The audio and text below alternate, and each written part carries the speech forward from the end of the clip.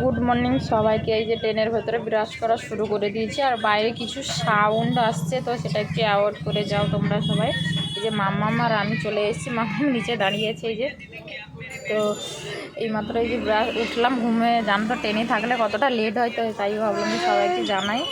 তো আর পাপাকে রেখেছি, পাপাও তার বাবা ধরে দাঁড়িয়ে আছে তার বাবাকে।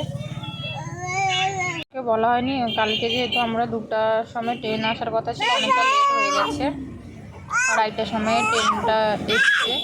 তার জন্য আর গাড়ি চারপাশ থেকে এত সাউন্ড হচ্ছে যে আমি শুনতেই পাচ্ছি না, কিছু বলতেও পারছি না, মানে এতটা সাউন্ড আছে। আর মামামকে দেখো, মামাম ঠাটা করছে, মামামও আমার সাথে চলে এসছে। অবস্থা সবার খারাপ, আর ট্রেনের মধ্যে তো কেমন যে কেটে যাচ্ছে তার ঠিক নেই। আর বদমাশির জন্য আমি ঠিকঠাক এখন ভিডিও দিতে পারছি না, দুটো বাচ্চাকে সামালতে পারছি না, ভিডিও ঠিকঠাকও দিতে পারছি না, কেমন চিল্লাচ্ছে দেখেছো।